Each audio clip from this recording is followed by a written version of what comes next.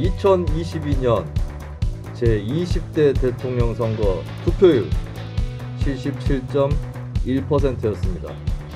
김수민의 투표율 예측 77.7%였습니다. 시사 비평계 뉴스트라다무스 김수민의 뉴스 밑장. 준비 안 한 거 진짜 티나네. 준비할 때와 차이가 확 나네요. 확 나. 네, 이번 대선에서도 내가 활약을 할 수 있었는데 제가 사실 그 김혜경 법카 그거 터지기 전에는 0.5% 포인트 차이 난다. 예, 일관된 수달 동안에 내 의견이었는데 그걸 꺾어버렸어요. 막판에 3.6% 포인트 차이 난다고. 근데 더 웃긴 거는 제가 하는 예언 프로그램 두 가지가 있는데 양쪽 다 출연자가 2명이에요. 저 말고. 근데 그 5명 중에 총 5명 중에 제가 제일 근접했다는 거. 왜냐하면 한쪽에는 국민의힘 쪽 성향 패널 2명이 나와가지고 당연히 높게 불렀고 국민의힘의 승리 표차를 높게 불렀고 다른 쪽에는 뭐 민주당 지지 성향 이런 건 아니에요. 그냥 진보 성향인데 그분들은 또 이재명이 이긴다고 그렇게 예측을 하는 바람에 결론적으로는 승자하고 표차 이런 걸 종합했을 때 5명 중에 제가 제일 근접한 것으로 드러났습니다. 그래서 패널들을 잘 만나야 된다라고 봐야 되겠죠. 자, 그러면 우리 패널은 어떤가? 이쪽 패널은 어떤가? 소개를 해드리도록 하겠습니다. 우리 뉴스민이 인디 053을 인수할 겁니다. 인수위요? 생각할 겨를이 없었습니다. 언론계 윤석열, 전용길. 감사합니다. 예, 그래도 제가 당선자인 게 다행이네요. 왜냐하면은 전용길 기자는 저와 함께 윤석열의 당선을 예측을 했었죠. 그렇죠. 그리고 이 대선 전날 마침 저도 그 라디오 프로그램이 이 2개가 있어서 이 상대 패널과 당선자 예측을 하는데 제가 윤석열에 조금 더 가능성이 있다 이렇게 예측을 했거든요. 상대편 패널은 이재명을 예측했어요. 네. 그 대부분의 내기에서 다 이겼습니다. 네, 그럼 다음 멤버 소개를 해드리도록 하겠습니다. 인디053 직원 여러분들은 잘못이 없습니다. 모든 것이 저의 잘못입니다. 인디계 이재명, 이창원. 죄송합니다. 부족했습니다. 이재명 후보가 현수막을 걸었는데 부족했습니다. 고맙습니다. 왜 이렇게 걸었어요? 잘했어요. 마지막 패배 연설, 패배 승복선언도 표정도 그렇고 괜찮았던 것 같아요. 표정에 묻어나더라. 이재명이 한 연설 중에 제일 괜찮았어요. 제일 괜찮았어. 맞아. 마지막 고 연설이 진짜 좋았어요. 저도 선거 캠프에서 선거를 예전에 치를 때 이런 말을 했었어요. 한 선거 이틀 남겨두고 야 우리 캠프가 3일만 더 있으면 틀이 잡히겠다. 이런 말을 했거든요.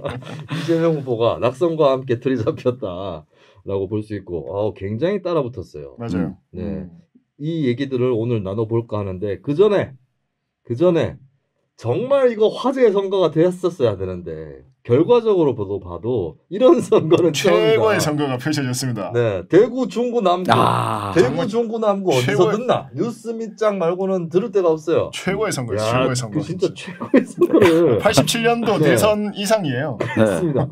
아니 그리고 우리가 예측한 게 다 틀렸어요. 맞아. 우리가 대구 중구 남구 선거에 1등이 몇 %가 나올 거냐 예측을 했는데 저는 30%. 제가 35% 정도 받을 거라고. 이창원 대표는 35%. 제가 25% 정도 이야기했었죠. 28%. 28% 이야기. 치지 마. 네, 가장 근사치는 전용길 기자인 걸로 드러났는데 그래도 꽤 차이가 났습니다.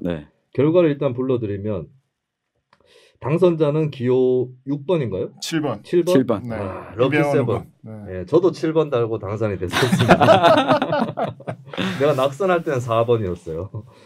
자, 임병헌 후보가 이거 87년 이후에 국회의원 당선자 중에 이렇게 낮은 득표율이 있었나? 없었습니다. 이인재도 27점 얼마였어요? 네, 이인재를 경신했죠, 기록을. 네. 이거 제가 다 안 찾아봐서 확신을 못 하겠는데 22.39%로 당선이 됐습니다. 임병헌 후보가. 그리고 2등이 누구냐?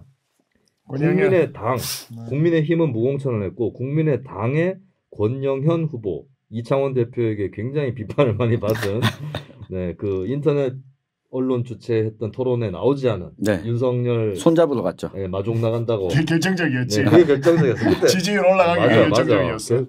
근데 권영현 후보가 21.56%.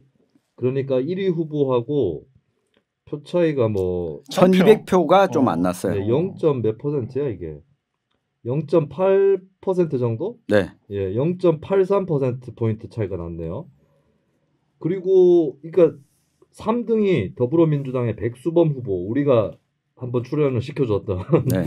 백수범 후보가 19.41% 나왔고, 이게 보니까 이재명 후보가 대구 중구 남구에서 얻은 표보다 좀 낮은 것 같아요. 네, 맞아요. 예, 낮습니다. 그러니까 이재명 후보가 중구에서 21.47%, 남구에서 20.39%가 나왔거든요. 그렇다면은 백수범 후보는 이재명 후보를 찍은 사람들 일부가 이탈했다, 다른 쪽으로. 이렇게 볼 수가 있겠죠. 그리고 4등도 만만치 않습니다. 네, 4등이 이렇게 높은 득표율인 선거도 잘 없을 거예요. 무소속의 도태우 후보 18.64%. 그렇죠. 그리고 무소속의 주성영 후보, 전 의원 경력 있는 주성영 후보가 11.97%. 아싸. 네. 네, 왜요? 주성영 이 후보가 이제 정계 은퇴할 수 있겠다. 주성영 후보가 천용길을 천용길 정권을 만들어 주세요. 잡범으로 만든. 그 이왕에 떨어질 거면 10%가 안 돼야지. 선거 비용 보전 하나도 못 받게. 그래서 일단 15%를 못 넘겼잖아요. 네. 주성영 후보가 김종인, 진중권의 지원 사격에도 불구하고 11.97%에 그쳤고, 꼴찌가 뭐 저는 예상을 했습니다. 가장 기호가 제일 뒤로 가 있는 무소속의 도건우 후보가 6.00%가 나왔습니다. 그러니까 제 예측하고 뭐가 다르냐면, 저는 백수범 후보가 19.41% 나왔는데 25 정도 나올 줄 알았어요. 25 정도 나오고, 권영현 후보는 한 15 정도 나올 거라고 생각했어요. 그게 좀 달랐고, 그 다음에 도태우 후보가 18.64까지 나올 거라고는 생각 못했어요. 한 10% 정도 나오지 않을까 했는데 많이 나온 거죠. 그리고 제가 30% 불렀죠, 제가. 1등. 그러니까 임병헌 후보가 저 30% 나올 줄 알았거든요. 근데 딱 한 8%포인트 부족한데 그만큼을 도태우 후보가 더 가져간 것 같아요. 그러니까 굳이 산술적으로 계산을 해보면. 이 결과는 어떻게 보셨습니까? 일단 단일화, 그 윤석열, 안철수 단일화 효과를 둘이가 윤석열이 본 게 아니라 권영현 후보가 오롯이 가져갔다라고 봐야 될 것 같고, 걔가 그때 35 불렀을 때는 단일화되기 전이었거든요. 그러니까 그때만 하더라도 뭐 수치상으로 이렇게 여론조사 나오는 것을 보면 권영현 후보가 3위 내지 잘해봐야 3위 정도, 그러니까 도태우 후보한테도 밀릴 법한 숫자였는데, 마지막에 그 단일화를 이야기하면서 국민의힘 당 자체를 좋아하시는 분들이 많이 권영현 후보에게 갖는 거고, 보면 남구에서 임병헌 후보가 1등을 했고 중구에서는 임 당선자가 3등으로 떨어져요. 중구에서 임병헌 후보가 남구청장이었나요? 남구청장이었죠. 중구에서는 좀 3등에서 3등. 그러니까 중구에서 1등을 권영현 후보가 했거든요. 중구에서 4등 했네요. 임병헌 후보. 4등이야? 네. 4등. 그러니까 중구만 보면 권영현 국민의당 후보 24.48%. 엄청 선전을 했죠. 그다음에 2등이 백수범 후보입니다. 21.71%. 그리고 도태우 후보가 3등을 했어요. 19.85%. 그리고 임병헌 당선자가 13.68%에 그친 데다가 주성영 후보의 14.46%와 별로 차이가 나지 않습니다. 그러니까 이제 결국에는 임병헌 후보의 남구 조직이 움직였다고 봐야 되는 건데, 당선을 시키기 위해서. 근데 남구에서도 높진 않습니다. 26.95%. 네, 그러니까 뭐 전부 다 고만고만하게 이렇게 붙어서 갔고, 역시 이제 지역 선거가 이렇게 알려지지 않은 선거들은 조직이 어떻게 움직이냐, 그래 대형 이슈가 어떻게 나느냐라는 게 또 한번 보여준 결과다라고 볼 수 있을 것 같고요. 도태우 후보의 저는 앞으로의 어떤 정치 그 방향이라고 할까, 정치의 길을 굉장히 저는 좀 이렇게 기대를 좀 해봐도 좋을 것 같다. 도태우 후보가 제가 이 사람이 박근혜 변호사 그랬죠. 네. 그러니까 지역 정치, 대구 정치 뭘 기대해요, 박근혜 변호사한테? 아니 그러니까 뭐 그런 기대 그런 기대 말고 잘 될 수도 있다. 그러니까 도태우 후보가 굉장히 그러니까 지난번에 우리 천영길 기자가 이야기했듯이 조원진과 태도가 좋은 조원진 같은 느낌. 조원진 이게 협치입니까? 조원진이 이게 협치가. 그렇죠. 도태우는 이게 협치입니까? 아주 조곤조곤. 그렇게 말씀해 주셔서 감사한데 이게 협치인가요? 이렇게 묻는 스타일인 거지. 그래서 서려운 좀 보수들의 어찌 보면 굉장히 극우적이거든요. 극우들의 새로운 어떤 캐릭터가 나타난 거고. 네. 가장 그래도 좀 눈여겨봐야 될 부분은 백수범 후보죠. 정치인으로 신인 데뷔를 한 건데 저희 방송에서도 말씀드렸듯이 대구에 이제껏 없었던 커리어를 가진 민주당 그 후보였거든요. 특히 이제 지역에 기반한 그런 분이었기 때문에 앞으로 요 세대 지금 40대 뭐 50대 초반 요 세대들의 어떤 그 지역 정치의 앞날들 이런 것들을 좀 비춰볼 수 있는 그런 선거가 아니었나 싶습니다. 네. 백수범 민주당 후보는 잘 되려면 사실 이게 좋은 결과가 아니잖아요. 이재명 후보 찍은 사람들도 백수범 후보를 안 찍었다는 거니까 몇 명은. 네. 근데 이제 이번 선거에서 투표를 안 했는데 국민의힘은 찍을 생각이 없는 사람들 이쪽을 더 발굴해야 정치인으로서 미래가 열릴 것이다 이렇게 봅니다. 네, 저는 중구난구 이게 이 선거 개표하는 동안 계속 확인을 하고 있었고 그리고 막판에는 개표장에도 찾아갔었어요. 이게 어떻게 됐었냐면 한 절반쯤 개표했을 때 임병헌 후보가 당선 유력으로 이 방송 보도에서 떴었거든요. 그래서 임병헌 후보가 이게 꽃다발 걸고 목걸이 걸고 막 이렇게 사진도 찍고 이 당선 소감도 발표했어요. 그런데 새벽 한 2시쯤부터 이 국민의당 권영현 후보가 중구표를 까기 시작하면서부터 계속 치고 나가면서 격차를 좁혀갔어요. 그러더니 새벽 3시쯤에 그 방송에서 당선 유력 표시가 사라졌어요. 새벽 3시에. 유력까지 떴는데 유력 표시가 사라졌다. 네. 사라졌고 제가 이렇게 눈여겨보니까 이거 표차가 1200표차 아닌데 무효표가 5500표였어요. 혹시 이러면 이 재검표를 하자고 할 수도 있겠다 싶어서 선관위의 개표소에 찾아갔는데 권영현 후보 쪽에서 그냥 뭐 승복하고 정리를 했더라고요. 근데 이게 대선과 좀 연결지어서 봤는데 백수범 후보가 중구에서는 이재명 후보 득표보다 더 했어요. 중구에서는? 네. 근데 남구에서는 모자라게 했어요. 그러니까 이걸 백수범 후보 선거가 아니라 우리가 그 대통령 선거와 빗대서 보면 이게 안철수 후보의 단일화 이후에 이 표를 누가 가져갔느냐라고 했을 때 저는 유추해 볼 수 있다. 그러니까 대통령 선거는 이재명을 찍었지만 국민의당이라고 하는 선택지가 있을 때 국민의당 후보를 찍은 사람들이 저는 꽤 된다. 왜냐하면 그렇게 보면은 이재명 후보가 그러니까 백수범 후보가 이재명 표를 덜 가져갔다기보다는 이재명 후보가 국민의당 표를 더 가져갔다. 저는 그렇게 보거든요. 왜냐하면 중구와 남구를 이렇게 통틀어서 봤을 때 그 심상정 후보가 가져간 표가 한 1.9%거든요. 근데 그 백수범 후보가 지역 내에서는 이 정의당 내 인사들과도 뭐 사이가 괜찮고 같이 이 활동들을 해왔었기 때문에 백수범 후보가 민주당 내부 스펙트럼으로 치면은 진보 쪽이죠. 민주당에도 진보적인 사람, 보수적인 사람이 있다 했을 때 진보 쪽이죠. 그래서 정의당 표까지도 일부 뭐 절반 정도만이라도 왔다라고 생각을 한다면 그러면 이 안철수 후보를 지지했던 사람들이 꽤 많이 상당수가 중구 남구에서는 이재명 후보를 찍었다. 저는 그렇게 좀 해석을 해봤거든요. 그거 제가 생각이 짧았네요. 중구 남구를 이렇게 한번 표본으로 보면 전국적으로도 그런 경우들이 좀 있을 수 있겠다. 알겠습니다. 대구 중구 남구 살펴봤는데 임병헌 후보는 뭐에게 바랄 것이 있다면 건강하십시오. 이게 한국 나이로 70이거든요. 정말 관우는 그 누구도 알 수 없다. 이렇게 될 줄 누가 알았겠습니까? 이 남은 거는 이제 임병헌 후보가 국민의힘으로 복당하는 게 성공할 것이냐. 네. 예, 그거고. 그리고 지난주에 우리가 그 무소속 후보들과 국민의당 후보를 포함해서 변칙적 현수막들.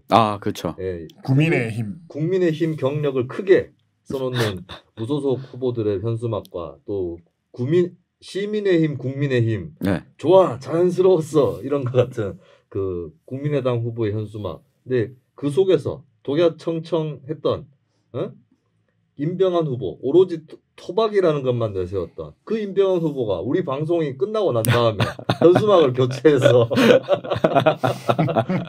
결국에 국민의힘 경력을 썼죠. 네, 윤석열 후보 무슨 본부장이야? 무슨 본부장인가 경력으로 현수막을 싹 교체했죠. 네네. 그것 때문에 이긴 거 아니야? 뭐 그 영향도 좀 있는 것 같아요. 그거 안 걸었으면 졌을 수도 있어. 그리고 무소속 단일화가 왜 안 됐느냐 했을 때 안 될 수밖에 없었던 것이 만약에 단일화에 임병헌이 들어가 버리면 다른 무소속 입장에서는 결국에 단일화에서 임병헌한테 몰아주는 거 아니냐 이렇게 되는 건데 그러면 임병헌 빼고 한다고 쳐요. 네. 단일화를 나머지 무소속 3명이. 그래도 무소속에서 표가 세 가지고 임병헌한테 또 간다고. 그렇기 때문에 빠질 수 없는 게임이 돼버렸다. 다른 무소속 후보들도. 그리고 만약에 민주당에서 후보가 같은 남구청장 경력이 있었던 이재용 전 환경부 장관이 나왔으면 아마 무소속 간의 단일화가 좀 빠르게 됐을 수도 있다. 그렇죠. 그러니까 인지도에 있어서 인지도가 있는 후보가 나왔을 때와 어쨌든 백수홍 후보의 경우에는 정치 신인이었고 거의 2월에 그렇죠. 정치 활동을 시작했으니까 그 인지도를 올리는데 시간이 꽤 걸렸거든요. 뭐 하여간 대구에서는 구청장 출신 국회의원이 이제 2명이 됐어요. 그것도 아마 다른 광역에 비해서는 꽤 그렇죠. 퍼센테이지가 좀 높을 겁니다. 이번에는 보니까 그 서초에 조은희 당선자도 구청장 출신으로 됐죠. 조은희 씨가 조은희? 네. 조은희 씨가 또 이거 반치광에 나오잖아요. 영화 반치광에. 그래요? 그 송강호 장진영 씨 나왔던 송강호가 직장에 그 김가연 씨였나? 좋아하는 그 직원이 있는데 다른 직원이랑 잘 돼가지고 송강호 술 졸라 처먹고 이제 막 그 노래방인가 가라오케 같은데 가가지고 조은희 씨가 조은희? 그래서 그런 적이 있었죠. 네. 갑자기 왜 그 생각이. 자 그러면 이제 우리 대선 총평으로 넘어가도록 하겠습니다. 1963년 대선. 박정희 대 윤보선 이후에 가장 박빙의 선거를 연출했습니다. 윤석열 48.6, 이재명 47.8. 나 진짜 아까운 게 나는 계속 수달 동안 둘이 거의 붙어서 나올 거라고 얘기를 했거든요. 근데 막판에 여론조사나 이게 찌라시들 도는데 나는 이준석이 10%포인트 얘기한 건 믿지도 않았고 내가 받아본 찌라시는 대략적으로 차이가 2 내지 7%였어요. 리얼미터 조사가 마지막 조사가 그거 아닌가? 2 내지 5% 뭐. 그게 이제 찌라시니까 내가 명확하게 확인을 못 해봤는데 그런 게 있었어요. 이렇게 차이가 계속 좁혀지고 있다. 그래서 이 추세대로 가면 많이 붙을 거다. 이런 찌라시도 있었습니다. 저는 그래서 막판에 역전을 또 할 수 있겠다 싶어서 그때 이재명의 당선을 점쳤는데 졌네. 자, 이 결과 어떻게 보셨어요? 잠도 근로자들 잠도 못 자게 말이야. 근로자라니. 근로자들. 본인은 근로자가 아니잖아요. 성관이 직원들 잠도 못 자게 말이야. 허경영 얘기야. 성관이가 대선 때 잠 못 자는 건 당연하지. 그 선관 위원장인가 뭐 주호일제라서 주말에 출근 안 했다고 그랬잖아요. 사전 투표 난리 났을 때. 성관이가 평소에 뭐 하는지 모르겠어요. 성관이가 근데 평소에 뭐 하지? 성관이? 평소에 그거잖아요. 그 대법원 장이 성관위원장. 장은 아니고 대법관이. 근데 선관위 또 고정 직원들은 있잖아요. 그 사람들은 보통 때 뭐 하나? 보통 때 뭐 하냐면 그 선거 사무 위탁이나 지원도 하고 농협 조합장 선거도 감시도 해요. 그러니까 농협 조합장 선거 때 바쁘죠. 선관위가. 근데 그게 맨날 있는 건 아니잖아. 그래서 궁금해요. 감시도 하고 관리 감독도 하고 뭐 정치인들 나오는 행사에 혹시나 선거법 뭐 어기나 이런 거 행사 구경도 가고. 자 이렇게 따라붙은 거 뭐 하여튼 뭐 뭘 얘기해야 되나? 윤석열을 왜 이겼나? 나는 윤석열 왜 이겼나? 윤석열의 매력을 보여줬던 3번의 장면이 있다. 계란말이? 1월 6일인가 그랬는 것 같은데. 원래요? 네. 이준석이 2번째 도망쳤을 때 의총에서 따봉 날린 거. 나는 그거 좀 이상하던데. 그러니까 이게 당 내에 정치력을 그 심판 그러니까 어떻게 정치력에 대한 의문이 막 제기됐을 때 어찌됐건 그걸 정리한 거잖아.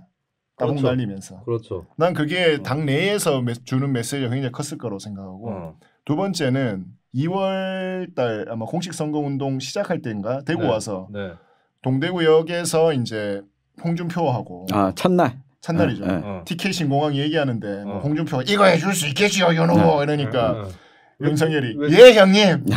왜 크리스티나가 나와요? 이거 해주세요. 예 형님. 좋아. 빠르게 가. 그렇지. 그러면서 당 내에서 저는 나 왜 마스크 쓰고 있지? 당 내에도 그렇고 어떤 정적이라고 해야 될까? 그러니까 품어주는 그러니까 정치력을 계속 의심받았는데 그거를 완전히 정치력의 의심을 계속해서 떨쳐내는 순간을 보여줬다. 2번째. 그럼 3번째는 단일화? 3번째 아니요. 어퍼컷이에요. 나는 단일화보다 어퍼컷이 훨씬 컸다고 봐요. 그러니까 지지자들한테 신나게 투표장에 나오시고 신나게 선거운동을 해줄 수 있는 모티브를 어퍼컷으로 보여줬다. 이건 누구도 상상을 못했던 거잖아. 그래서 이 3가지 따봉, 예형님, 어퍼컷. 근데 문제는 그거지. 제스처만 있고 정책은 하나도 없는 거지. 메시지는 없죠. 근데 이게 윤석열을 보여줬던 인상이거든요. 그렇기 때문에 불안한 거. 하여튼 저는 이 3가지 장면이 제일 인상 깊었어요. 근데 어퍼컷은 내가 국민의힘 인사들한테도 좋지 않다는 얘기를 몇 번 들었어요. 그 선거 때는 기어가야 된다. 그리고 이기고 있더라도 따라 붙은 것처럼 상대방이 따라 붙은 것처럼 가야 되는데 초반부터 너무 기세를 올리는 모습이 안 좋았다고 하고 그리고 내가 윤석열을 싫어하는 유권자들한테 들은 얘기는 뭐 싫어해서 그럴 수는 있는데 꼴 보기 싫다. 그렇지. 근데 그런 것 같아요. 그러니까 뭐 싫어해서 그럴 수도 있어요. 정치 초보 윤석열이라는 게 지금 제일 큰 리스크였던 거잖아요. 윤석열한테. 물론 뭐 다른 하여튼 뭐 추문 이런 거 다 제외하고 정치적으로 딱 보면 초보자 이미지인데 어쨌든 당내 정치력, 정적을 포용하는 모습 그리고 내가 정적까지 됩니까? 내가 저기예요. 대중 앞에서의 모습이 정말 궁금했는데 야, 이 양반이 대중 앞에 나서니까 저렇구나. 나서는 거 좋아하는 신나는 게 눈에 막 얼굴에 막 보이잖아. 검사할 때는 얼마나 갑갑했을까. 그러니까 완전 무대 위에 올라가서 막 노는 게 보이잖아요. 그게 2013년에 국정원 댓글 수사 때 국회에서 윤석열 나타날 때도 좀 보여. 네. 알싸한 좀 그런 모습. 무대 체질 같은 게 보이더라고. 그렇죠. 그 윤석열이 조금 더 젊었을 때 검사로서 무슨 수사 발표 이런 거 할 때 나오면 기자들 앞에서 발표한 막 몸짓이 되게 커. 손짓이 좀 검사 스타일이 아닌 그런 게 이미 끼가 있긴 했어요. 네, 끼가 있어요. 네. 그리고 그 중요한 게 저도 같은 생각인데 이준석과의 갈등 수습, 홍준표 합세시킨 거, 안철수하고 단일화한 거 이게 계속 미션 클리어하는 느낌을 줘요. 하나하나씩 관문을 통과하는. 그러니까 계속 더하기가 되는 사람이구나라고 사람들한테 인식을 시켜줬던 거. 난 그게 제일 컸다고 봅니다.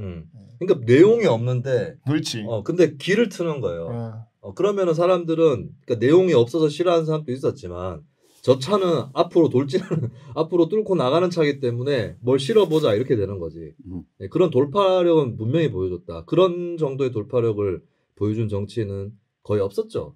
지금까지 다들 답답한 정치인들이 많았는데 어쨌든 그 길을 내는 걸 보여줬다는 거죠. 전용길 기자는 윤석열의 승인 어떻게 보십니까? 저는 뭐 3가지 하나 겹치는 거는 어퍼컷. 근데 해석은 좀 다를 수 있는데 그 어퍼컷이 누구한테 영향을 줬냐라고 하면 이 태극기 부대. 그러니까 어떻게 영향을 줬죠? 그러니까 윤석열이라고 하는 사람에 대해서 우리 박근혜 대통령 구속시킨 나쁜 놈인데라고 하는 생각을 좀 없애줬다. 저 포커스로 박근혜 대통령을 때렸다고 생각하는 건 아니고. 근데 그 대상이 그러니까 윤석열이 박근혜 대통령 전 대통령 구속과 관련해서 자기는 검사로서의 일을 했을 뿐이고 지금은 정권 교체, 국민의힘으로 정권 교체해야 됩니다라고 이야기하고 거기에다 확신을 좀 심어줬다. 윤석열로 정권 교체가 가능하구나라고 하는 확신이 우리 박근혜를 팔기 위해서 나온 후보들이 꽤 있었잖아요. 근데 이 사람들이 막 흔들어대도 전혀 흔들리지 않고 지금 내 말하는 기가 투표장에 나올 수 있도록 만들었고 이 두 번째는 승리 요인 중에 두 번째는 저는 김혜경 씨다. 그러니까 이 소위 그 김건희 씨에 대한 리스크라고 하는 게 그냥 다 상쇄가 됐다. 그러니까 더 이상 민주당 쪽에서도 김건희 씨와 관련해서 도이치모터스 주가 조작이나 이런 걸 지적하는 건 김수민 평론가 말고 없었어요.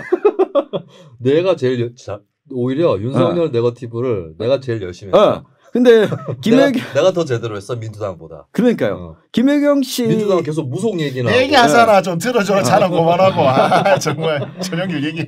아니 김혜경 씨 그 법인카드 문제가 터지고 나서부터 이 민주당 쪽에서 김건희 씨 이야기를 쉽게 못하기 시작했어요. 그리고 대중들의 인식에도 야 좀 뭐 김건희는 그래도 결혼하기 전에 지가 그렇지. 보통 사람들 저렇게 다 사는데 그게 뒤늦게 걸린 거고 아니 저 도지사 보통 사람이 그 주가 조작하는데 통장 주고 이러진 않죠. 아니 그러니까 보통 사람들 습성처럼 좀 법을 편법이나 법을 어기더라도 돈을 좀 더 벌 수 있으면 일반적으로 그렇게 택하는데 이재명 지사의 배우자는 김혜경 씨는 이미 성남시장을 했고 그리고 심지어 지난 대선 때 당내 경선까지 나왔는데 이게 이미 대통령을 염두에 두고 있는 사람의 배우자가 그렇게 했다는 거는 이건 문제가 더 크다. 저도 법카는 굉장히 열정적이었던 것 같아요. 이게 뭐 욕설이나 대장동보다 이 중도에서는 법카가 제일 아마 센 이슈가 아니었을까 싶습니다. 나는 그 부분은 좀 의견이 다릅니다. 법카가 센 이슈였다면 이재명이 크게 졌을 건데 그렇지는 못했던 것 같아요. 근데 나는 이게 법카가 민주당 경선 때 터졌으면 이거 어떻게 됐을지 모르겠어요. 좀 늦게 터졌어요. 법카가. 근데 적어도 김건희 씨와 관련된 리스크는 없이 선거를 끝까지 치를 수 있었다. 김건희 씨는 더 빨리 터져가지고 더 빨리 터졌고 도이치모터스 같은 경우는 이 잘 또 사람들이 알아듣기 어렵고 알아듣기 어렵고 국민의힘이 속임수를 씁니다. 이 진짜 용납할 수 없는데 이거 장해찬이 있구나 생각해 보니까 장해찬 한마디 해야 되는데 이거 저하고 같이 출연을 하시는 분이니까 그 KBS 보도 중에 오보가 하나 있었는데 근데 그게 극히 일부예요. 도이치모터스 주가 조작 중에서 극히 일부라서 그게 뒤집어졌다고 해서 주가 조작에 문제가 없었던 게 아니다. 그러니까 김건희 씨가 무슨 역할을 했는지는 몰라요. 그래서 단순 전주이면 무죄가 나옵니다.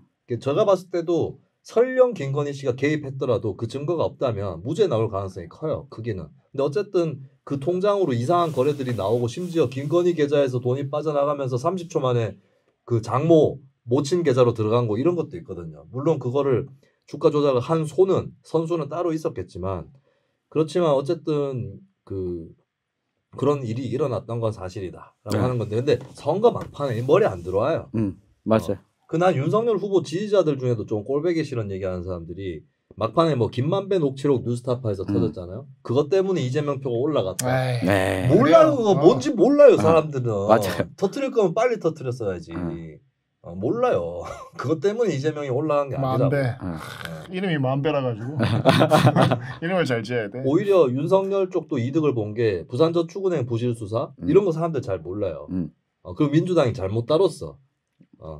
부산저축은행 부실 수사는 이거 김경률 회계사하고 나하고 사실 신경전을 벌이고 있는데 김경률 회계사도 문제 없다는 거예요. 근데 그게 아니거든. 뭐냐면 일반 PF 대출은 수사 대상이 아니었다는 건데 아닙니다. 일반 PF 대출도 수사 대상이 있었고 부산저축은행 때 대장동 세력한테 1,500억 원 대출하고 이제 알선 수재를 조우영이라는 사람이 했는데 그거보다 훨씬 덩어리 작은 잔챙이들도 다 털렸어요. 많이 털렸어요. 1억 원짜리도 털렸어.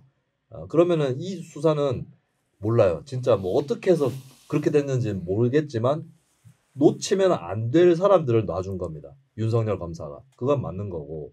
그리고 삼부토건. 이거 더 중요해. 왜냐하면 삼부토건에서는 파주운정지구의 몸통이라고 할 수 있는 삼부토건이 빠져나갔거든. 윤석열이 봐주지 않고서 이럴 수 있나. 근데 인맥으로 다 삼부토건하고 친하기 때문에. 근데 이것도 YTN이 보도를 잘못해가지고 그거 뭐야 명절 때 김. 그래서 사람들이 야 김 갖고 그러냐 이렇게 된 거야. 김 갖고 그러냐 표창장 하나 가지고 하고 비슷하게 그래가지고 그 윤석열 7년의 언론들의 어리석음과 민주당의 얼빠진 행동과 이런 것들이 윤석열을 많이 도와줬어요.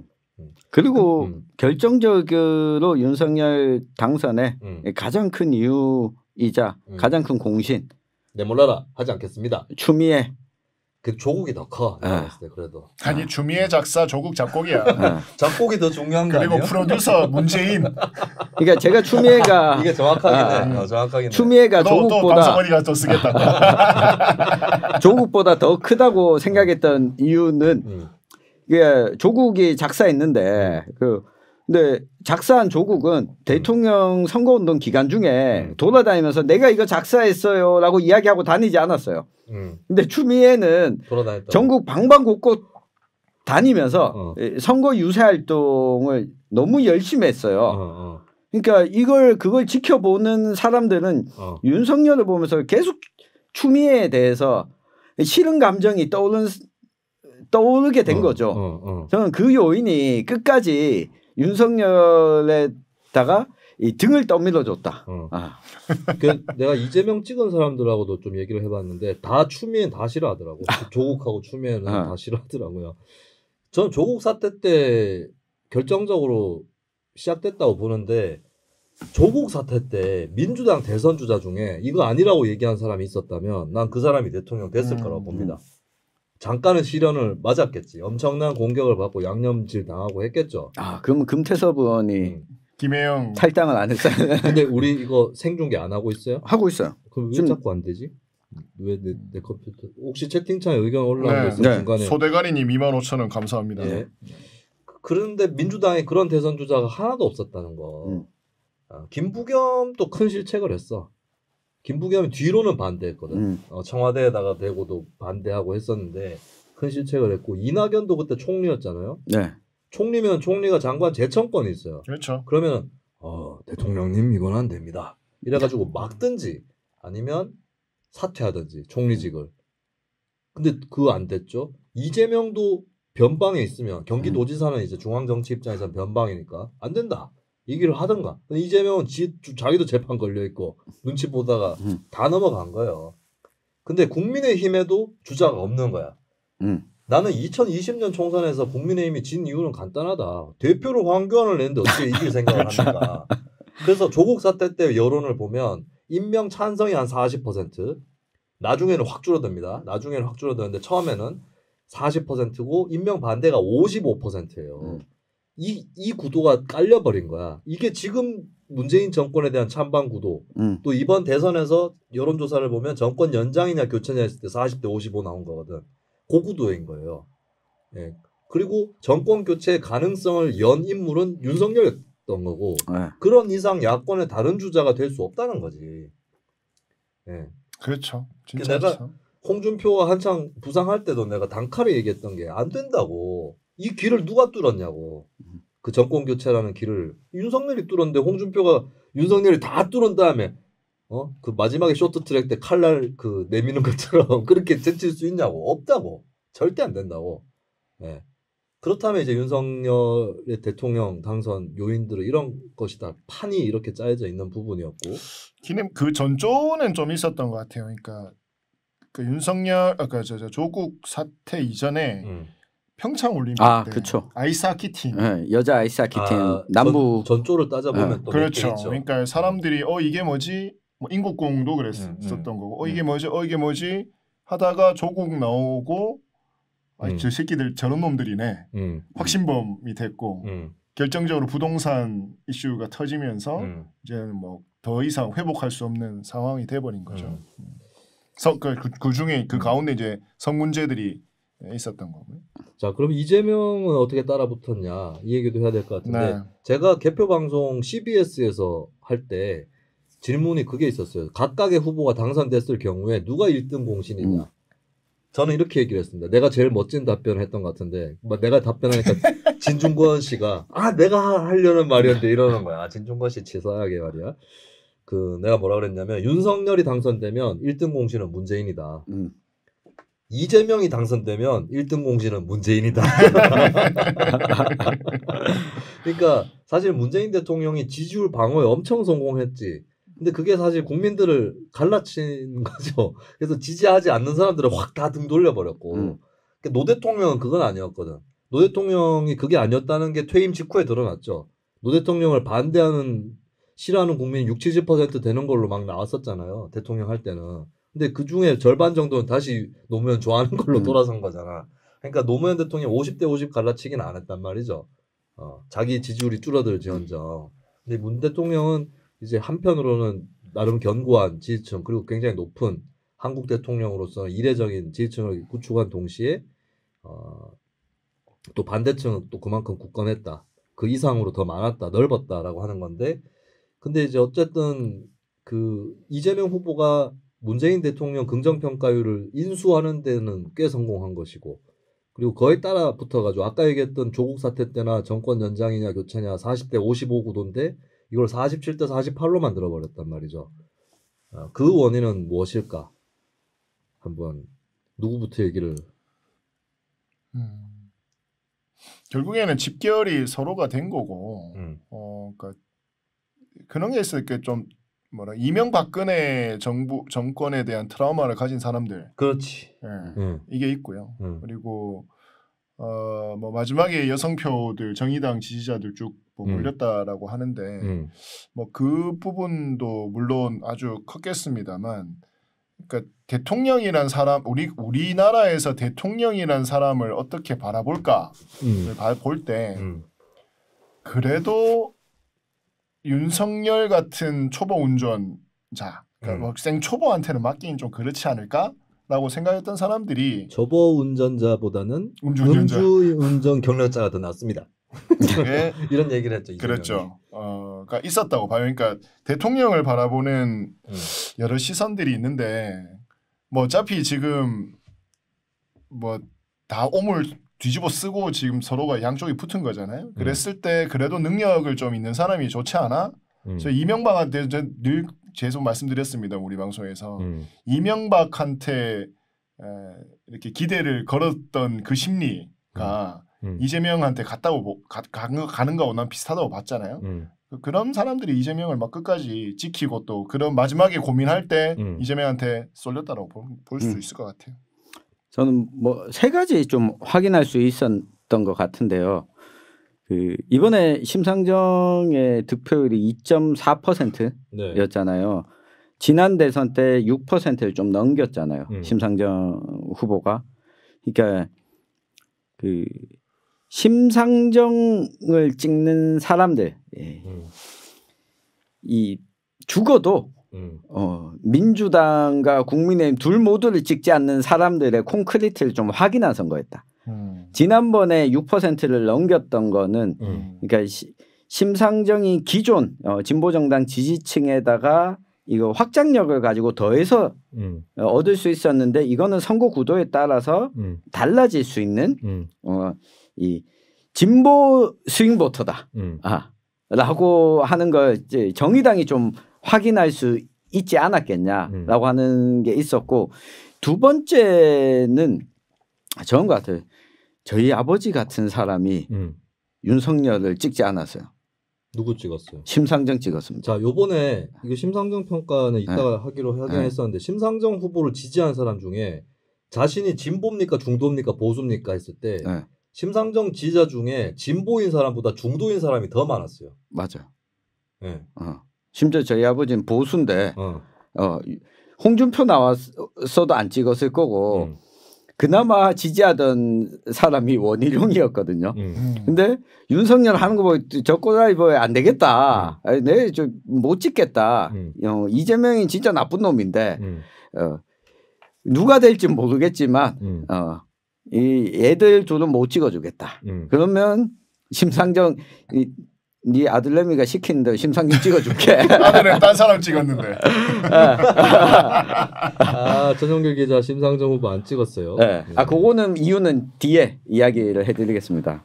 근데 하여튼 그런 변화들이 저는 이 국민의힘 당원으로 활동하지 않는 이 보수층에게 일정 부분 작용을 했다. 이재명 후보가 따라 붙은 데는 그렇게 보고 또 마지막으로는 막판에 홍준표의 힘이 저는 좀 있었다라고 보여집니다.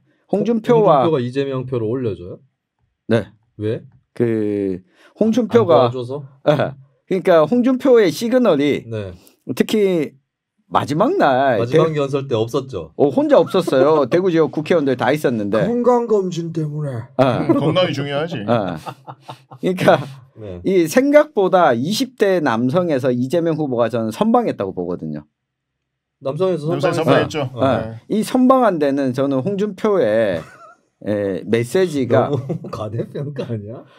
네. 뭐 제가 그렇게 느끼는 거는 제가 이게 선거 한 달 반 동안 저 KBS 촬영이나 유수민 취재차 방문하면서 만나봤던 민심 탐방하면서 만나봤던 홍준표 지지층들이 그러니까 안철수한테는 찍어주고 싶다. 홍준표가 졌으니까 그 이야기를 했다. 안철수가 엎어졌잖아요. 단일화하면서 이 사람들 윤석열에 대한 약간 이렇게 증오 비슷한 게 있더라고요. 홍준표 지지층들. 이 사람들이 이게 40대나 50대는 쉽게 안 변하지만 당을 바꾼다는 게. 근데 20대는 가능하다. 그렇죠. 그 20대 30대 안철수 지지자가 윤석열한테 거의 별로 안 갔어요. 내가 좀 지켜보니까 별로 안 갔고 이 사람들이 윤석열을 좋아할 수가 없어. 2030 안철수 지지자들은 좀 이렇게 실제로 안철수가 얼마나 그런지를 떠나서 좀 지적인 정치인을 좋아합니다. 윤석열 후보 너무 아니라는 거야. 내가 선거 막판이 아니라 선거 끝나고 나서 특히 여성들 이렇게 이재명을 찍었다는 사람들을 만났는데 와 윤석열을 너무 싫어하는 거 일단 무서워하지 않던가요? 좀 무섭기도 한데 너무 말도 안 되는 사람이다. 말도 안 되는 사람이고 내가 그 서울대 법대 나온 사람인데 똑똑하지 않을까요? 이렇게 물어보면 이 공부머리랑 사회머리가 같냐 그 얘기를 하면서 근데 내가 만난 그 사람들은 이재명 다 싫어해. 이재명도 싫다는 거예요. 근데 윤석열을 더 싫다는 거야. 그래서 여성들 쪽에서 특히 이재명으로 결집이 많이 일어났고 내가 왜 이재명이 3.6%포인트 차로 진다고 예측했냐면 나는 심상정이 4%는 넘을 줄 알았어요. 근데 막판에 좀 심상치 않기는 하더라. 그리고 여성뿐만 아니라 내 타임라인에 내가 조국 사태 이후로 내 타임라인에 민주당 지지자들 확 줄었잖아요. 근데 하나둘씩 평소에 민주당 까던 사람들이 나 이재명 찍었다. 사전투표에서 찍었다. 이게 나오는 거야. 그러면서 따라붙었던 것 같아요. 그리고 이번에 확인된 게 그리고 막판에 선거운동을 이재명이 선거운동을 잘했어요. 막판 캠페인 진짜 좋았어요. 윤석열은 잘못했고 딱 비교를 해볼게. 윤석열 후보는 지난번에도 한번 얘기했죠. 민주당 보고 좌파 혁명 세력이다. 얘기했고 그 다음에 선거 막판에 언론 노조를 뜯어고치겠다. 언론 노조는 민주당의 전위대다. 뭔 소리야? 내 패친 중에 언론 노조에 윤창현 위원장이 있는데 윤창현 위원장도 민주당 쪽 좋아하는 사람이 아니거든. 언론 노조가 민주당 정권이 언론중재법 개정 밀어붙일 때 앞장서서 반대했습니다. 언론 노조가. 그리고 언론계에 민주당이 이가는 사람 많아요. 내가 전에 얘기했잖아. 진보 언론 기자들도 얼마나 양념질 당했냐고 대깨문들한테. 이가는 사람 많거든요. 근데 윤석열이 그런 얘기를 막 던지니까 이거 옛날로 돌아가는 거 아니냐. 이 국민의힘 윤석열이 아니라 새누리당 윤석열 아니냐 이거예요. 한마디로. 그리고 원놈이 윤석열 지지하는 사람이 언론 노조는 밥그릇 때문에 민주당이랑 다툰 게 아니냐고. 밥그릇 때문에 다툰 거는 민주당이랑 국민의힘이겠지. 자, 윤석열의 이 사고방식이 언론중재법 개혁을 밀어붙였던 문재인 정권과 뭐가 다릅니까? 난 딱 그게 떠오르더라고. 그러면은 자, 이 세대별 표심 이제 얘기할 차례도 됐는데 또 뭐 했었지? 아, 윤석열 진짜 말도 안 얘기했어요. 민주당이 집 없는 사람이 늘어야 민주당 지지층이 되기 때문에 일부러 집값을 올렸다는 거예요. 말이 되냐 그게. 그걸 또 윤석열 지지자들이 김수현 씨 책에서 그런 게 있다라고 따왔고, 근데 그 책을 보니까 손낙구 씨가 썼던 부동산 계급사회의 논지를 따온 건데 그건 뭔 얘기냐면 그 책이 나온 게 2010년쯤이에요. 그때는 여당이 누구였냐고. 그리고 우리나라 통산적으로 여당을 누가 오래 했냐고. 새누리당 국민의힘 쪽이잖아요. 그러면은 당연히 서민은 계급적으로 민주당 쪽을 지지하고 있는 사람들은 새누리당을 지지했겠지. 자, 근데 서민들 입장에서 지금 문재인 정권 5년을 경험한 서민들 집값이 올라가지고 집을 못 샀어. 그러면은 이 사람들이 필요로 하는 정책은 두 가지죠. 실수요에 부응해주는 정책, 집 주는 정책이죠. 두 번째는 집 없이 살더라도 세입자로서 보호받는 거죠. 이 두 가지 중에 문재인 정권이 어디에 성공했죠? 아무것도 성공 못했거든. 그럼 뭐할로 찍겠어요? 말이 되냐고. 그럼 집값 올리면 민주당 지지가 더 이탈하지. 근데 그걸 가지고 이상한 음모론처럼 나는 윤석열을 김어준인 줄 알았어. 뉴스 공장장 뽑습니까? 이런 얘기를 하는데 어떻게 찍어주냐고. 자, 그런 결과가 일단 살아오면서 국민의힘 쪽을 기득권으로 생각했던 40대. 40대에서 이재명이 출구조사 결과 60%를 넘었어요. 윤석열은 35 수준이에요. 자, 근데 윤석열이 진짜 뼈 아픈 게 뭐냐? 50대입니다. 50대에서 지고 대통령이 됐어. 50대가 한국 사회의 바로미터인데 50대에서 졌어요. 이재명이 50대 남자 여자 뭐 둘 다 좀 차이가 있다. 근데 여자가 좀 낫네. 네.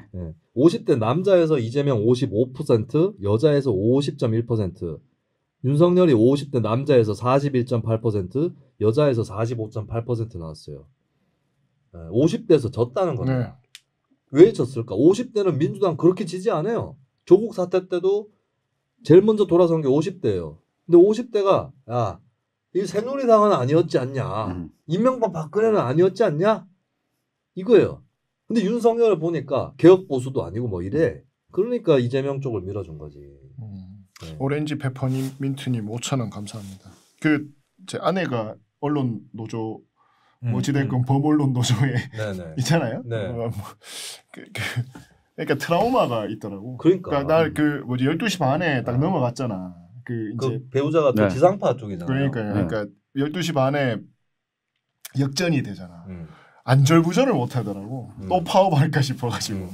이제는 그 트라우마가 엄청난가 봐. 그 동네는 자기들끼리 그래갖고 막 단톡방 이게 난리 났나 봐. 자기 그 회사원들끼리. 정말 그때 당했던 어떤 그 느낌. 그러니까 그때 이 뭐 어떤 실물에서 현장에서 체감했던 느낌들이 스멀스멀 투표장에서 난 올라왔다고 봐요. 그러니까 이재명은 자기들이 봐도 솔직히 좀 그렇잖아. 그러니까 대통령 뭐 이렇게 하기에는 그럼에도 불구하고 이재명의 페인을 좀 얘기하자면 윤석열은 안 된다는 거죠. 이재명의 페인을 잠깐 얘기해야 되겠는데 이재명은 민주당 계열의 대선 주자 중에 도덕적 우위를 자신할 수 없는 첫 번째 대선 주자라는 거야. 사실은 김대중, 노무현, 문재인 떨어진 정동영까지 다 합쳐서 보면 도덕성은 이쪽이 더 낫다. 심지어는 민주당 지지층 아닌 사람들도 도덕성은 저쪽이 더 낫지. 사람은 노무현이 괜찮지. 그런 얘기가 나올 정도였단 말이죠. 근데 아들이 해먹었지 뭐. 김대중은 뭐 그래 아들이 해먹고 밑에 아들이 해먹었지 뭐 이런 느낌이었잖아. 아니 그것도 사실 대통령 되고 난 뒤고. 근데 요번에는 사실 50대에서 그러니까 50대뿐만 아니라 윤석열 지지하는 사람들의 상당수가 야 나쁜 놈하고 못난 놈 중에 못난 놈 찍는 게 낫지 않냐 이거였거든. 그 말은 뭐냐? 이재명이 나쁜 놈이라는 얘기잖아요. 그것 때문에 진 거지 사실. 그러니까 근데 그래도 이재명이 따라붙은 이유 마저 또 이어갑시다. 그게 아닐까 싶은 게 민주당 정치인들이 SNS나 이야기 문자나 메시지나 이런 데서 야 아무리 그래도 어떻게 윤석열을 뽑냐 이 메시지가 한켠에서는 자신들도 인정하고 있는 거예요. 아무리 그래도 이재명이 좀 아니긴 하지만 네. 그러니까 그걸 깔고 선거운동을 저는 막판에 계속 한 달 내내 그걸 밀고 가는 걸 보면서 이게 이 시간이 가면 갈수록 이명박 박근혜 시기에 대한 잔상들이 계속 떠오를 거다. 그게 투표에 여론조사에 잡히지 않는 기표소에 들어갔을 때 영향은 미치지 않을 수 없다. 하여튼 이재명 표는 누가 모아줬느냐? 윤석열이 모아준 거예요. 이준석하고 윤석열이 모아준 거고 이거는 내가 아까 전에 좌파 혁명 세력 발언하고 뭐죠? 그 언론노조 전위대 발언 이걸 내가 방송에서 비판을 하면 국민의힘 패널들이 반박을 안 해요. 국민의힘 패널들이 반박을 안 합니다. 심지어는 이 대구 출신으로 저기 순천에서 활동하는 천하람 씨. 네, 천하람 씨는 내가 까기 전에 본인이 먼저 까버렸어요. 네, 그러니까 나는 이게 국민의힘의 희망일 수는 있겠다. 국민의힘에서도 내부에서 이건 아니다라고 생각하는 사람들이 있다는 거. 네, 그거는 국민의힘의 희망일 수 있어요. 천하람 씨는 우리 방송에 한번 나왔으면 좋겠어. 내가 안 그래도 천하람 변호사한테 얘기를 했어요. 내가 어제 한번 만났고 그저께 한번 만났거든. 네네네. 그래서 대구에 오실 일 있으면 네. 그러니까 명절 때 올 거 아니야. 뭐 집안 다 있지 않나요 여기? 근데 고향이 대구예요. 대구 쪽인데 나왔어요. 대구 쪽인데 집안 어른은 경북에 다른 그래요? 군인가 어디 다른 데 계시는데 근데 본인도 친구들도 여기 있으니까 고등학교 하여튼 여기 나온 거. 그래서 우리가 지방선거 안에는 한번 불러봅시다. 그래서 그리고 정치인이고 같은 천시네.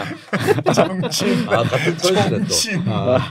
천씨 입장에서는 정치인이 좀 끌리죠. 우리 같은 김씨 씨는 몰라. 아니 우리 아버지도 이때까지 계속 그 국민의힘 계열만 찍어 오셨는데 여기 이재명 찍더라고. 경주이 씨, 여기 정신. 경주이 씨가 뭐 한두 명 뭐 굉장히 큽니다. 아니 우리 집안은 김해 씨인데도 김대중 대통령 안 찍거든. 그래서 나는 윤석열 좀 그런 게 국민의힘 안에서도 제일 오른쪽인 것 같아.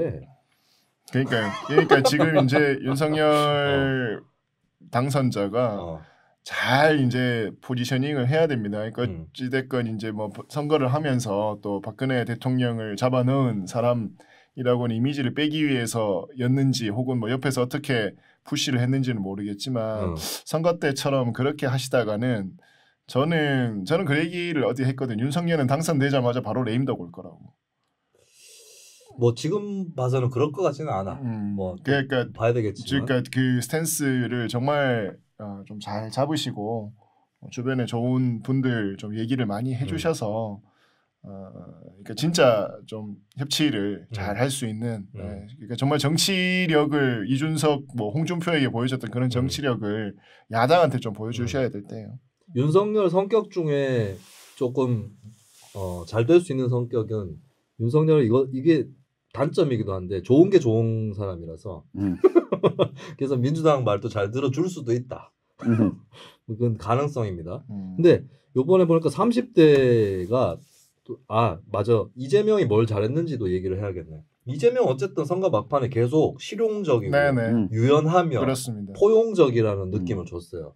마지막 날 연설 내용도 윤석열 후보님 수고하셨습니다. 그렇죠. 윤석열은 그 얘기 안 하잖아. 윤석열이 오히려 갈라치기. 나는 윤석열 중에 제일 그 당선인 연설, 당선자 연설이었나? 그 기자회견 때인가? 기억이 안 나는데 여기 뭐 옆에 안철수 후보님도 뭐 계시지 후보님의 승리가 아니라. 그러니까 갑자기 반전 연설이요. 국민들의 승리다 이러는 거야. 그러니까 원래 이거지 국민의힘의 승리도 아니고.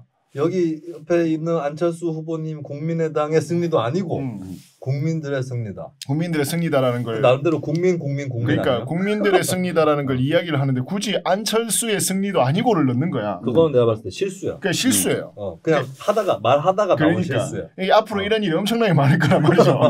아마 악의는 없었을 거야. 그렇죠. 그게 그게 오바마 뭐 박근혜랑 오바마랑 있을 때 뭐 박근혜는 악기가 있어가지고 그 말 뜨든거리고 못하고 뭐 제가 그런 말 했나요? 뭐 이런 거 했나? 그냥 계속 그런 모양 저 모양일 거란 말이지. 그러니까 딱 정해가지고 국민의힘의 승리가 아니고 국민의 승리입니다. 이러면 되는데 그렇지. 둘러보다가 안철수가 있으니까. 아 그냥 안철수 감사하다 정도로 끝냈으면 되는데 오히려 안철수를 국민의힘이 아닌 국민의 한 명으로 취급을 해주는 게 맞죠. 그 자리에서. 근데 하다가 보니까 그렇게 된 거라서 한 방 매기는 그러니까 그렇게 되었죠. 근데 그런 의도는 아니었을 거예요. 아니었어도. 그럴 그렇죠. 수는 없어요. 그거는 술 한잔 먹고 풀 거예요. 풀면은 자기들끼리 풀리는 거지. 아. 그걸 보는 제3자들은 좀 뜨악한 거지 계속. 또 캐맥주 먹나? 안철수는 술을 잘 안 먹는다면서. 그래서 그 윤석열이 근데 연설을 잘할 때가 있어요. 잘할 때가 있는 거는 자기 안에서 그래도 생각을 많이 해본 것들이야. 그런 거는 그래도 연설 잘해요. 운율도 맞고. 오히려 대중연설이 낫지. 좀 그렇지. 전문적인 인터뷰나 그 또 정치인들 앞에서 연설이었잖아요. 그때는. 그때는 좀 쪼르. 하여튼 좀 뭔가. 윤석열 워싱턴 포스트 인터뷰 사고 쳤죠 이번에. 페미니스트. 했어. 윤석열이 자기가 페미니스트라고 얘기한 거예요. 그 기자가 그러잖아요. 우리 걔 다 그거 기록돼 있다고. 한 겁니다 그거. 이런 거 있잖아. 왜 그런 거. 우리 경상도에도 보면 저 보수 진영에 몸담고 있는 사람이 나하고 술 한잔 하면 이런 거다. 나도 사실 진보 성향이야. 이런 거 있거든. 그러니까 내가 사실은 집에서 내가 페미야. 설거지하고 빨래하고 내가 다 아는데 이렇게 이야기를 자주 하죠. 보수 성향. 그래서 윤석열도 저도 페미니스트 한 페미니즘 합니다. 뭐 이런 거지. 근데 나는 그 보도를 막판에 뭐 내가 뭘 한다고 해서 선거에 영향을 얼마나 끼치겠냐면 윤석열이 페미니즘이라는 걸 인정했다라고 좀 얘기를 하고 싶었어요. 왜냐하면 그러면 심상정표가 더 올라갈 것 같아. 그러니까 윤석열 때문에 심상정이 망한 것도 있어요. 망했다기보다는 줄어든 게 있다고. 왜냐하면 윤석열이 자꾸 사람들 겁을 주니까 이재명으로 결집한 거 아니에요. 그럼 윤석열이 중도적인 캠페인을 했으면 심상정표가 올라갔다고. 근데 난 윤석열한테 물어보고 싶다고. 심상정을 망하게 하고 싶었냐고. 이재명을 끌어올려서라도. 그러니까 윤석열이 이재명에게 표가 모이는 걸 막는 캠페인을 해야 되는데 퍼준 거지. 그리고 그거는 지난 1년을 따져보면 서로가 서로한테 퍼졌죠. 이재명 윤석열이 서로 퍼준 거지. 전래동화 볕단 나르는 형제 같았던 거죠. 내가 볕단을 분명히 저기다가 날라줬는데 왜 나한테 내 볕단이 안 줄어들지? 알고 보니까 같이 이제 주고받은 거지. 근데 30대는 이재명 후보가 아프게 생각해야 됩니다. 아까 50대에서 진 거를 윤석열이 아프게 생각해야 된다고 말씀드렸는데 30대에서 이재명이 진 걸 아프게 생각해야 된다. 왜냐? 10년 전에 30대, 지금 40대들 있죠. 10년 전에 30대들이 어떤 정서였느냐. 제가 그때 정치를 했으니까 더 잘 알아요. 그리고 제가 30대 많은 동네에서 정치를 했기 때문에 이런 말씀들 많이 하셨거든. 내가 20대 때는 정치에 관심이 없었다. 별로. 30대고 보니까 사회가 좀 제대로 안 돌아가고 이래서 진보 성향이 됐다. 이런 30대가 그때는 많았어요. 그분들이 지금 다 40대가 많이 되어 있죠. 그럼 지금 30대들은 뭐냐? 내가 20대 때는 반 새누리당이었는데 지금은 반 민주당이 됐다라는 사람이 많아요. 30대에. 이게 되게 아픈 부분은 뭐냐면 민주당한테 자 그러면 30대 왜 정치 성향이 오히려 더 확립이 되느냐? 보통 속설이 20살 때 어떤 정치적인 사건과 환경에 있었느냐가 그 사람의 평생 정치 성향을 좌우한다는 속설이 있어요. 근데 그게 아니라 오히려 30대 때가 더 중요하다. 왜? 30대가 되면 취업을 하는 혹은 영업을 개시하는 나이죠. 그리고 결혼하고 애 낳고 키우고 이런 때입니다. 그 생활의 불만들이 정치로 가요. 근데 마침 민주당 정권에서 이 30대들은 30대를 맞이한 겁니다. 그리고 그 사람들이 사실 새누리당 20대 때 계속 새누리당 정권을 겪었는데 반새누리당이 많았는데도 돌아선 거예요. 그러면서 민주당한테 뼈아픈 결과가 나왔는데 근데 이 와중에도 30대 여성 남성이 갈렸다 조금. 30대 남성에서는 이재명 42.6, 윤석열 52.8이 나왔어요. 근데 30대 여성에서는 이재명 49.7대 윤석열 43.8이 나왔습니다.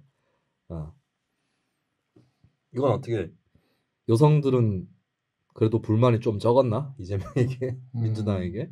근데 여성들은 어쨌든 20대랑 묶어서 이제 얘기를 해보죠. 20대는 남성 20대 남성 이재명 36.3, 윤석열 58.7, 20대 여성 이재명 58.0, 윤석열 33.8. 이 뭐냐? 걸렸지. 이 뭐냐? 이준석식 선거운동이 네. 20대 남성을 챙긴 그만큼을 20대 여성 쪽을 이재명한테 밀어줬다. 네. 그렇게 봐야 돼요. 네. 그거 왜 했어? 이게 세대 포입니까?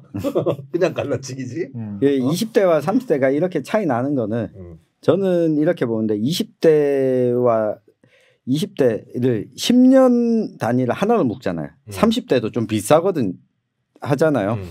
30대를 10년 단위로 하나로 묶으면 안 돼. 안 되거든요. 네, 30대 전반이랑 후반 많이 달라요. 많이 30대 후반은 40대하고 비슷해. 그렇죠.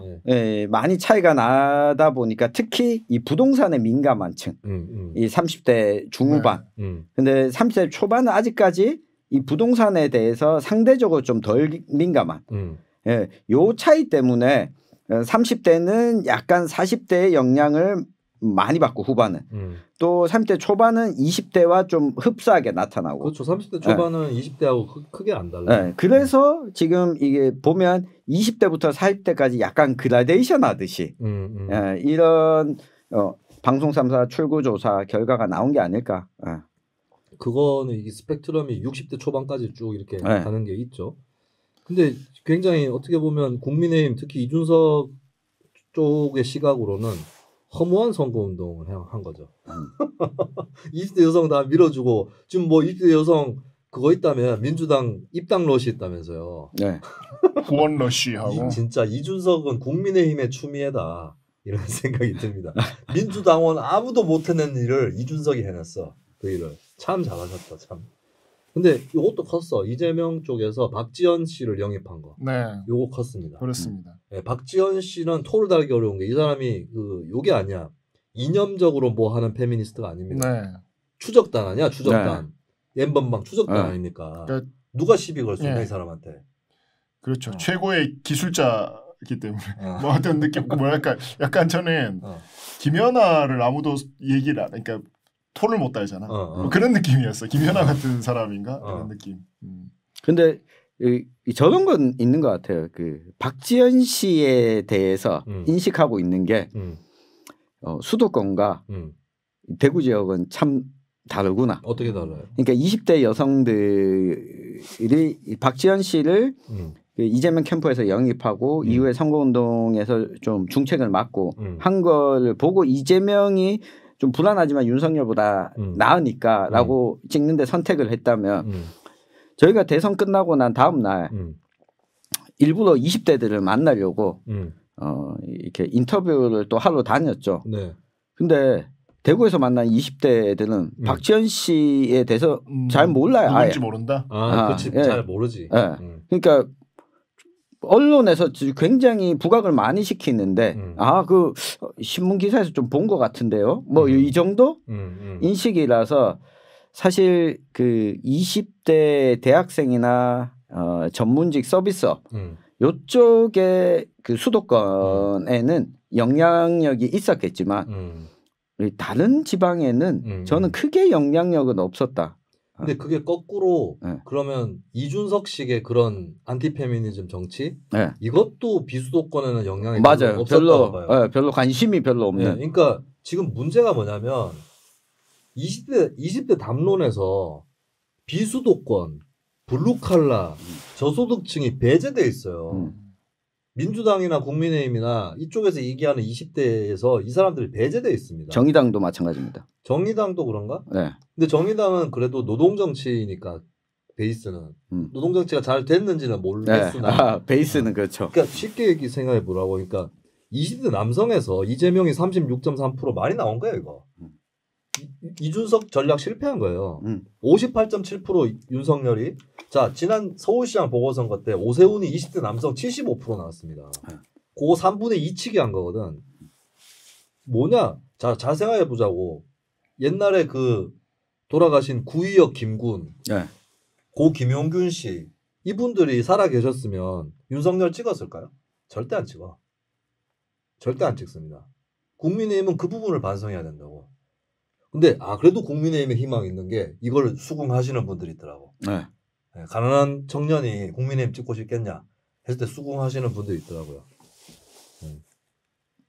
그리고 근데 하여튼 그 20대 담론이 몰계급적이다라고 하는 건데, 근데 저는 이게 좀 논란이 있는 조사긴 했는데 KBS에서 한번 뭘 조사를 했는데 그게 적절한 조사였느냐 논란이 있긴 했는데 그래프가 있었어요. 그러니까 전 세대 여러 연령과 성별에게 이런 질문을 했습니다. 내가 여유가 있으면 남들을 돕고 싶다. 이렇게 물었어요. 물었는데 20대 남성에서 특이한 현상이 일어납니다. 그러니까 거의 모든 연령대에서 잘 살수록 남을 돕고 싶은 의지도 높은 것으로 드러났어요. 근데 20대 남성에서는 혹은 높은 게 아니라 그냥 비슷비슷하게 나타나거나, 그러니까 근데 20대 남성에서 저소득층 남성일수록 남을 돕고 싶은 의지가 더 높은 걸로 나타나는 거야. 네. 그래서 나는 20대 남성에서 한국의 계급적인 어떤 의식에 이제 시작되고 있다. 네. 저는 그렇게 생각합니다. 그래서 내가 이준석 씨가 당대표 될 때에 명언을 제가 하나 남긴 게 있죠. 87학번에서 87년생으로 세대 교체될 것이다. 근데 제가 얘기했던 87년생의 그 세대 교체의 핵심은 뭐냐면 나이만 젊다고 되는 게 아니다. 인 거고, 제가 사실 굉장히 애타게 기다리고 있는 지도자가 있습니다. 그 지도자는 이제 우리나라에서도 진짜 룰라 같은 사람이 대통령이 될 때가 올 거다. 예. 우리나라 뭐 진보나 보수나 다 고학력이잖아요. 심상정 후보도 그렇잖아요. 그렇죠. 서울대 나가지고 그 집안도 좀 잘 사는 편이죠. 저기 그 오빠들도 좀 어디 재벌 기업 1차 벤더에서 성공하고. 근데 나는 이제 우리나라에서도 가난한 사람이 노동조합이나 정당을 거쳐서 지도자로 부상하는 날이 올 거다. 대표적인 사례가 독일의 아우구스트 베벨이라고 하는 옛날 사람이죠. 그 20세기 초반, 중반 쪽에 정치인이 있었고, 스웨덴에도 스웨덴 좌파 정치 장기 집권의 본격적인 일막을 열었던 사람은 한손이라는 사람입니다. 두 손이 아니고 한 손인데, 이 한손도 베벨도 정말 가난한 집 출신이거든. 그런데 이 두 사람의 특징이 뭐냐면 졸라 대중적인 언어를 구사하면서 엄청난 인기를 받습니다. 한국도 진보 정치가 잘 되려면 이런 지도자가 나와야 돼. 네. 하나 걱정되는 것은 갑자기 그 이야기를 쭉 듣는데 스탈린이 자꾸 생각이 나서 가난했나 스탈린? 네, 스탈린은 진짜 찌는 듯하게 가난한. 우리나라는 이미 스탈린이 나왔죠. 박정희. 이미 나왔기 때문에. 박정희는 스탈린의 시장주의 버전이라고 볼 수 있겠죠. HSG님 2,500원 감사합니다. 자, 세대별 표심 여기까지 다루고 우리가 2부로 지방 얘기를 하면서 지역별 표심하고 지방 얘기를 하는 것으로 넘어가겠습니다.